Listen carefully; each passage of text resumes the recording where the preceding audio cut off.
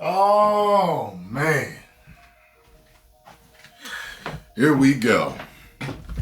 And people already talking about there might, well, I don't even want to speak of it. Hopefully it doesn't happen. But I heard about this story, I would say 3 or 4 times. I haven't been following it. And every time I read something about it or heard something about it, to me, it sounds like an open and shut case type of thing. This has nothing to do with race, because it's not about race. It's about these 2 boys' actions. And one of them is not here anymore. And I think that things were done that shouldn't have been done. Now, if I were Karmelo's father, if this had happened with my son, I would have said to him, why did you have the knife on you? Because I wouldn't have had that. As a father, I'm not having that. You're not carrying around knives on you. You're not carrying a gun on you. You're not carrying any weapons on you. And if I live in an area to where my son feels like he needs to carry a weapon on him for self-defense or protection or whatever, then we need to move. Okay? Now, the way I understand the situation, there may be details that I haven't gotten yet, but from what I understand, Karmelo went to their tent at the track meet. He kept that pocket knife on him for defense reasons. The one boy told him to leave. I forgot his name. He told him to leave. And he said, touch me, see what happens. So apparently they didn't like each other. Maybe they've had a run-in before with each other. I don't know. But I think the other boy did push him. And he got stabbed for pushing him. Now,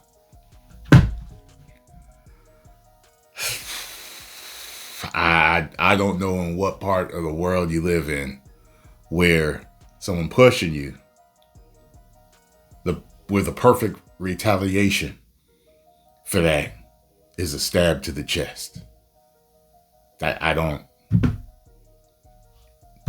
look, I used to run track. We had our different tents. And we never went to start trouble with a rival team, a rival school. We never went to do that. But if we did, none of us would have had a knife on us. And if one of us got pushed, we would have pushed them back. Or we would have left, or we would have pushed them back. They would have pushed us back. Maybe it would have been a team-on-team fight. Or maybe it would have just been one-on-one. Hands and feet. Kicking and spitting and scratching. But no one would have got stabbed in the chest. Like, that's above and beyond. I mean, I don't understand how that is considered. Hey, yeah, that was self-defense. But even if it was, you get what I'm saying? Like say technically, say he was found not guilty of, self-defense. Like I said, I go back all the way back to that root. Why did you have the knife on you? He shouldn't have had the knife on him. And if he didn't have the knife on him, when he went to confront the other boy, if he got pushed, maybe he would have just left. Or if he got pushed, he'd have pushed the other dude back. He might have got jumped, possibly. Maybe not. You know what I'm saying? Because I've seen these altercations between young men, because I've been a young man before.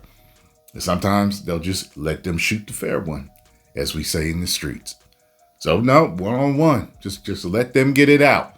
Them two fighting.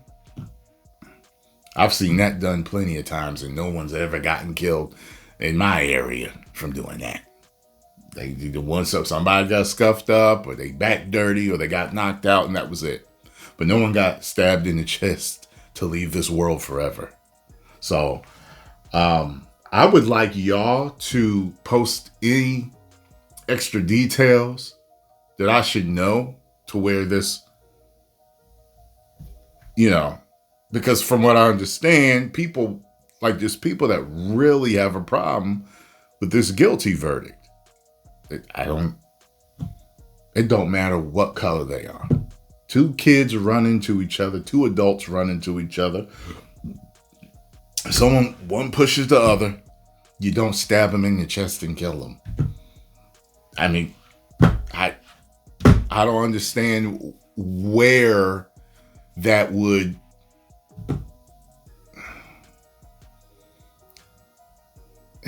I mean, what state did this happen in? What state did this happen in? What state is the Karmelo Anthony trial in? The trial for Karmelo Anthony took place in Texas. Texas. Okay. Yeah, so people always talk about Florida with that stand your ground. Usually that's a threat, on your life. Somebody pushes you, that's not a threat on your life. I mean, I can't see it, any other way. So, I just wish the boy never brought a knife with him. If he had never brought that knife with him, if anything, it had just been a fight that broke out. It's sad. It's sad because now you got one boy that lost his life and you got another boy who may lose the rest of his life in prison, or most of it. And it's sad. It's sad. It's a damn shame. But I hope this is like a learning, situation for a lot of people out there, period, of all ages. You know what I mean? Like, there's plenty of situations, and there's different areas in the United States and around the world where people are armed. They carry stuff on them to protect themselves. I get that. But you got to understand, in our legal system, what's considered necessary force. And if someone pushes you, or you stab them in the chest, it's like, you know what I'm saying? It's not, I mean, that's from 0 to 100. Real fast. I mean, the escalation of that is, what if he had a gun on him? What would he have did? You know what I'm saying? But both would have been the same situation. But post the comments down below. Let me know what you think about the situation. And I'll talk to y'all later. I'll take a look at the comments and maybe there are details that I missed. I think I heard that some of the recounting of what happened was, maybe certain people, maybe they didn't have, their stories didn't totally match up. They had said that, even like the defense had said that the boy impaled himself on Karmelo Anthony's knife, which I thought was interesting. Like, whether he run into him, and at the same time, it's one of those, like I said, he shouldn't have had that damn knife on him. He shouldn't have had that damn knife on. Here's my thing. Even if you live in a rough town, like I grew up close enough to Camden, New Jersey. And Camden, New Jersey is rough. I got family that grew up there. But I used to do business out there when I used to sell security systems. Sold a lot of security systems out there. And I never carried anything on me. I never had a problem. Never had a problem. The majority of all that stuff, the majority of all the violent crimes out there in Camden are from people that are involved in the drug game. You know what I'm saying? Any gang activity, stuff connected like that. And of course, domestic violence, that happens everywhere. But I never felt a need to carry a knife on me or to, go out there packing, ever. So I'm just like, That's what I'm trying. I'm trying to like. But the thing is, even when kids feel that they live in a neighborhood to where they feel they might need to carry something to protect them, usually school is different. School can be different. Games, sporting events for school are usually different.